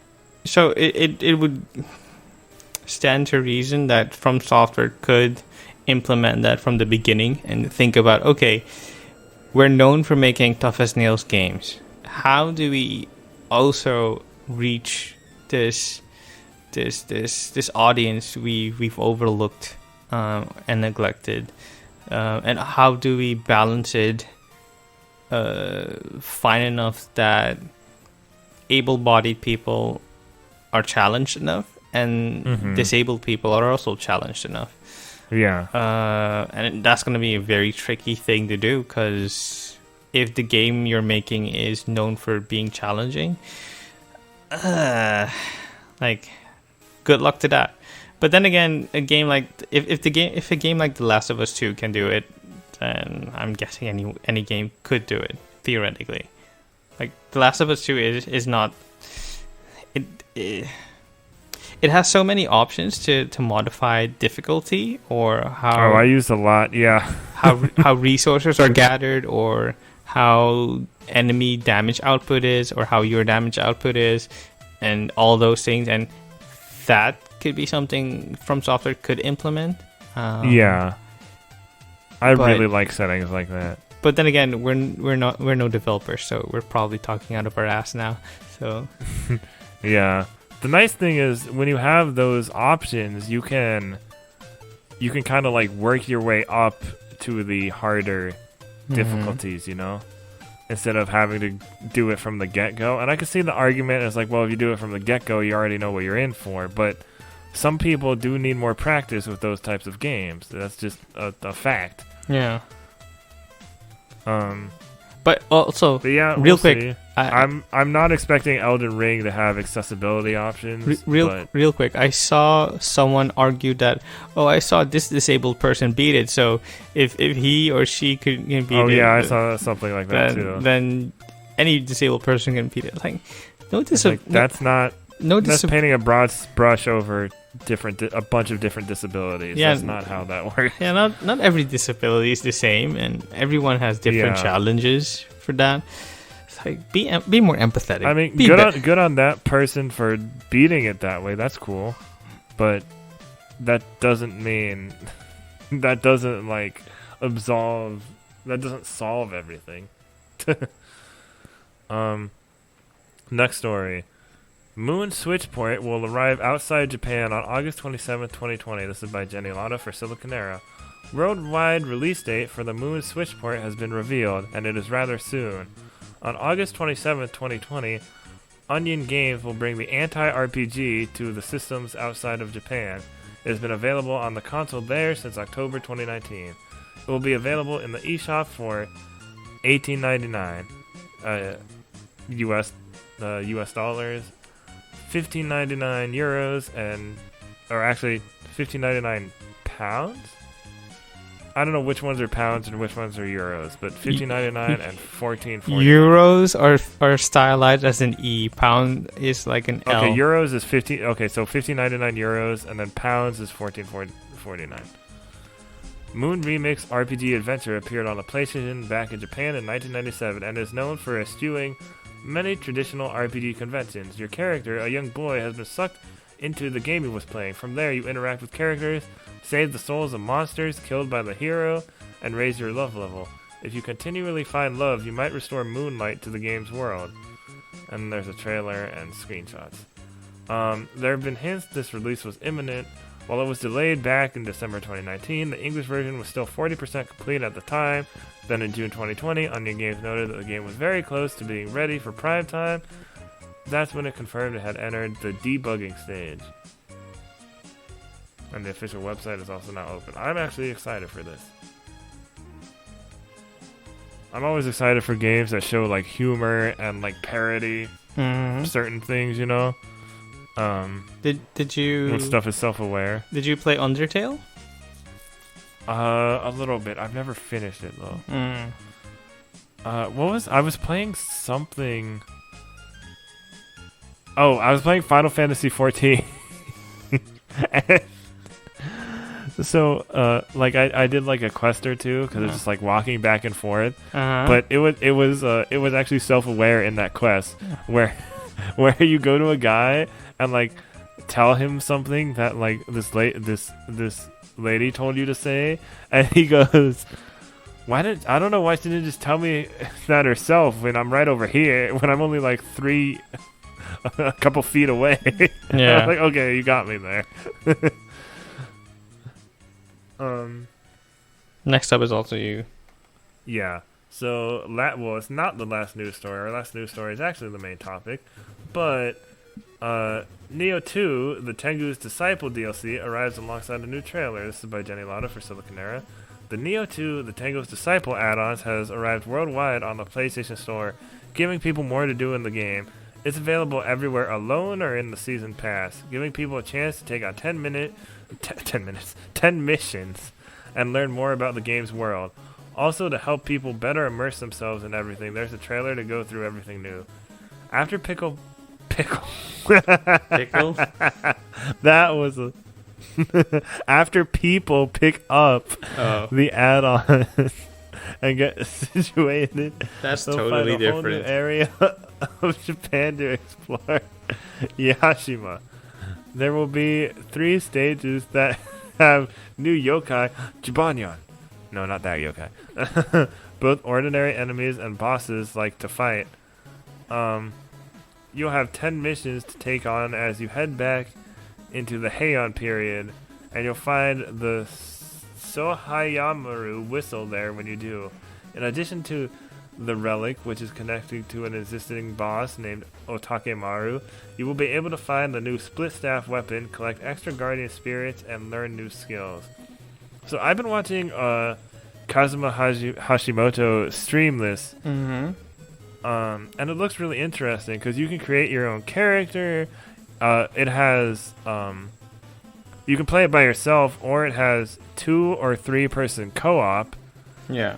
And it just looks kind of fun, so I've been thinking about picking it up at some point. Also, it came out earlier this year, and I felt like it just came and went. People just kind of forgot about it, and it's kind of weird with like how it kind of got ignored, and then Ghost of Tsushima comes out, and it's like this huge thing. I guess it's a little different, like marketing and all that. It's different because when gameplay, when Neo 2 hit, or right before Neo 2 hit, or after, I should say, the pandemic started, so people are kind of busy focusing on other things. Or am I getting the timeline mixed up? I think Neo 2 was before. Yeah, that's what I said. That's what I was trying to say. Neo 2 came, and then the pandemic, so people had their... Oh, it really did come right before. Yeah, so people had their hands full with other things.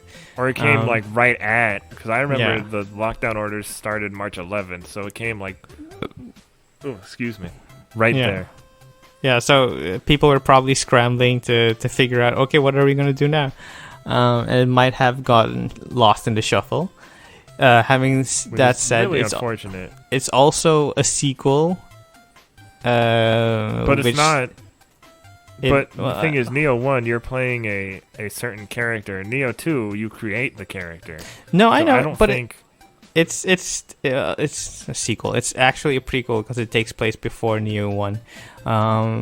It's a continuation of a series that doesn't really change all that much gameplay wise. Well, there are expanded systems, but when you look at it, you can't really tell the difference. And I think that played a part. The increased difficulty level, I want to say, probably threw people off. And it's not apparently it's easier than the first one, according to some of these things I'm reading. Oh no, I played the first mission. It's definitely not easier. No, Neo 2. Yeah, I know. I played the first mission of Neo 2. It's definitely not easier. According to some people, I guess. And I guess it's a matter of Ghost of Tsushima is more focused on the narrative and the iconography of being a samurai, whilst Neo 2 is a Soulsborne game. So different approaches of what a game is supposed to be, and one is a bit more accessible than the other. So I'm guessing that's also played a part. This says, this says most of Neo 2's storyline chapters are a prequel to Neo, while the end chapters of the story take place after the first game's storyline, after the Siege of Osaka. So I don't think a lot of people knew that, though. So it's kind of a mix of both. It's a prequel and a sequel. And it was really well received critically. Yeah, it was really well received, but still. It probably harkens back to the topic we discussed earlier, where if mindshare is already spent on one product, you probably won't have enough left for the other product. Mm-hmm. So, I don't know. I guess it just had unfortunate timing. Yeah. I also didn't know that it didn't release on PC yet. I feel like it's on PC now. No, because my friend was waiting. I have a friend who said... I thought... Let me look it up. Because he said he wasn't planning on getting it until it was on PC. It might be, according to one thing, it might be November. No, only Neo 1 is on PC. Yeah. Yeah. So I have a friend who was waiting for the PC release, and since I've played Bloodborne and Dark Souls 3 with him, I might wait for that too. But why the PC release? So I can play with my friend who... No. Why is he waiting on the PC release? Oh, I don't know. I think he's primarily a PC person, even though his laptop is kind of dated. Yeah, so... but I think he plans on getting a new one really soon, and that's why. That might work, because Neo 2 is also dependent on the hardware, because there is a mode that boosts the frame rate to 60, I want to say, and there's one that boosts the quality of the picture. So depending on how you prefer to play the game, you can adjust that. And if you have an outdated PC, I think you're locked in 30 frames per second, like quality mode, and you won't really benefit from the added frame rate. But I digress. Shall we move on to the main topic? Yeah. Okay. It's kind of like pre-embargo when we record it, but when the episode goes live, you'll see that Bleach Brave Souls will be on your PC this summer on Steam. And it's notable because Bleach Brave Souls is a mobile game currently. And I think we've seen other mobile games make their way to Steam. Yu-Gi-Oh! Duel Links. And Mobius Final Fantasy. I would not be surprised if Tales of Crestoria was on Steam at some point. Possible, because it'd be a shame if that story gets locked on that platform. It's also the same. I know it's different publishers, but it's the same developer, and they do a lot more than I thought they did. K-Lab. Mm-hmm. They do a lot of mobile games. I thought they only did like anime tie stuff. No, they helped with the Monster Hunter Stories mobile port. They helped with Tales of Crestoria. A lot of Japanese games. Yeah. So they're kind of like specialized in mobile games, more like. I just also want to talk about like, so since you're a big fan of Bleach, mm-hmm. There have been Bleach console games before, right? Yeah. There's probably only one like action RPG game. I think that's on PlayStation 3, if I'm not mistaken. The rest is fighting games. There are some Japan only RPGs that never. I believe there's a DS game. Yeah, there's a DS game, which probably was the most well received game within the Bleach franchise. But yeah, it's deep. How do I say this? Have you ever played Dragalia Lost? No. Okay. I need another comparison. It's a very, very light Diablo-esque game where you run through a dungeon, defeat enemies, and then face off against the boss. And then you have your attack, your normal attack, and your special attack, and then your ultimate attack. I can't get the screenshot, but the screenshot that they're showing, the dialogue box looks a lot like Crestoria. I know you can't be that different with mobile games and stuff, and it's the same developer. Just the shape and the font of the dialogue box, and I'm like, wow, that's giving me a major Crestoria vibe. Yeah. It's a fun diversion. It's not the deepest game, and what's probably going to repel people is the fact that it has so many currencies to keep up with, and that at a certain point it just becomes too complicated and too much. What am I trying to say? It's like sensory overload when you have to factor in, okay, you have to do this and that, you have to have this currency to buy that, you have to have this to roll this, and it's just, it can be a lot. So but hey, it's a free game. It'll be fun for a little diversion, but I'm hoping for a bigger Bleach game one of these days, or them showing up in a fighting game. That'd be sweet. No jump force. No jump force. I was gonna say. I would have specifically say no jump force. Well, we are getting that new anime, right? We are getting a new anime. Burn the Witch or whatever. Yeah, Burn the Witch is an OVA set in the Bleach world, and we're getting a continuation of the anime, which will be the final season of the anime. So a new console game is definitely not out of the question. No, but it's kind of weird to have an anime game focused on the last season of something. No, I'm not saying it would be. Yeah. I'm saying like it's an excuse to release a it could be a fighting game or an RPG or a it could be. Game. There are actually like a lot of Bleach mobile games at the moment, like 3 or 4. I'm not certain. But maybe this is a sign that they're trying to up the public consciousness on Bleach. Like, you might have forgotten about us, but we're still here, and we have games. A very popular game.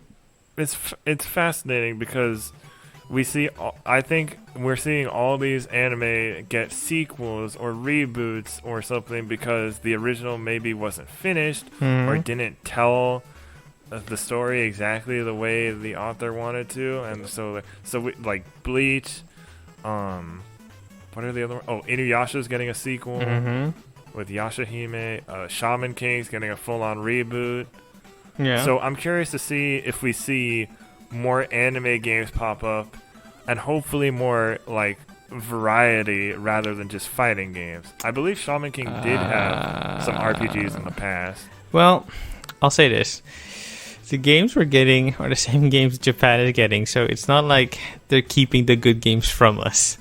No, but I'm just wondering because we are finally getting a little more variety in our anime games. So I'm wondering if these reboots and sequels of things that don't always translate that well to fighting games might show a little more variety in different developers and gameplay style and stuff like that. I doubt it, because so far publishers have shown that they're willing to sell to the lowest common denominator, and I don't think that's going to change anytime soon. Come on, man, be optimistic. Yeah. We're getting a Fairy Tail RPG, the first Fairy Tail game to release outside of Japan. Yeah, but I've seen the gameplay and I've seen the review. I'm not that impressed. It got all 8s from Famitsu. Yeah, no. Let's talk about that real quick. Famitsu, their scores are often far more generous than Western scores, which is really nice. Because I find Western scores to be too negative sometimes. Like how GameSpot gave a 6 out of 10 on Yokai Watch 3. No, look, it can be nice to have praise heaped up on a project you're passionate about or you poured a lot of work into, but that doesn't shield you or shouldn't shield you from criticism. Criticism isn't supposed to be something to be perceived as negative. It's supposed to help you grow to a better form, a more well-rounded product. It's supposed to help you fix weaknesses that you might have, and it's I don't know. I just wished these anime games could have been better. I feel like we're at a place where, and I think anime games can and will get better. It just might take a while, just because we're finally getting a little more variety. I mean, it's always a possibility. Because remember, not all anime games are bad. No, but the good ones are more exception to the rule. Yeah. So, but again, a lot of anime games get kind of, I feel like they get more negatively received because of that stigma, though, at the same time. I disagree. It's not about stigma. It's about what is the game trying to tell you. How does the game play? If it's not up to snuff, then it's not up to snuff. It's as a fan of a property, it can be disappointing to have a game you're looking out out for not being well received. But at the same time, it's if a thing is not good, it's not good. Yeah. But that's why I like seeing like a variety. That's why I try to see a variety of different opinions. Mm-hmm. If possible, you know, some games just are bad and nobody thinks they're good, and that's that. But or very few people. Having that said, what you think of a game is subjective. If I say the Fairy Tail game is bad, that doesn't mean you have to feel that it's bad. No, exactly. Yeah. So I mean, like, I don't like we've talked about this with like Final Fantasy VII Remake. I really had problems with the gameplay, and then a bunch of other people really loved it, and I don't have a problem with other people liking it. I'm just like, it's just kind of hard for me to understand why with how my experience felt so different from theirs. Yeah. No, I totally get that. Yeah. But yeah, the Fairy Tail game I'm still kind of optimistic for. Because the studio has shown interest in doing more games based on anime.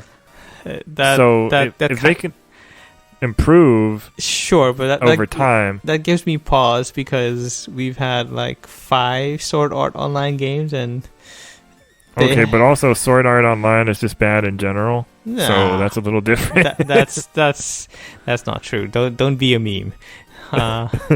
It is true. No, it's not true. Search your feelings. You know it to be true. It's not true. It can be problematic, sure, but bad. Was good until episode 8 of the first series. It's debatable. To be fair, I didn't watch any of the other series after that, and I know there are alternate universes and all this other stuff, so I don't know. Well, I wouldn't say alternate universes. They're all sequels. Or just there's only one alternate universe. Just like not necessarily directly connect. You know, it's because they're like different games and different. It's weird. I don't know. I don't know how that series makes so much money. People like it. Well, they should bring back .hack. Talk to Bandai Namco. That's what CyberConnect said. Oh yeah, I remember. I was at a panel for.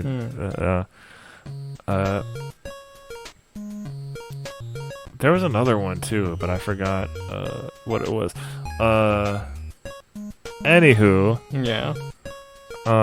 I think we're just gonna end it there. Yeah, I think this has been it for this episode. We'll talk about anime games more in the future when we have a special guest on. Who will it be? You'll have to keep listening to find out. Hopefully we won't be at each other's throats by then. We're I want to say we're at each other's throats now. No, it's just playful banter. That's all. But it's been a healthy discussion. Yeah, that has been it.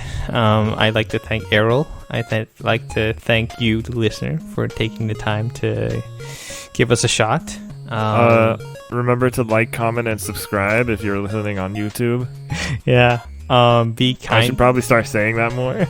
Be kind to each other. Wash your hands. Stay safe. Wear a mask. If you go outside. Yeah. Play video games. Watch anime. Watch tokusatsu. Okay? Maybe you're not into tokusatsu, but... And I'm not talking about you specifically, Jason. I'm talking about like whoever's listening. Yeah. But... try a series that that seems interesting. And tokusatsu has a variety of things, you know. They have stuff for kids. They have stuff for adults with like Garo and certain kaiju movies like Shin Godzilla and stuff. Tokusatsu is a very broad genre. So, I don't know. Do as Errol says, and you can even watch a tokusatsu through Mystery Science Theater. They did a couple of the old Gamera movies. Well, there you go. You have enough. You have enough variety. You have enough choices. I think that has been it. Thank you so much for listening, and we'll see you next week. Bye. Yep. Bye.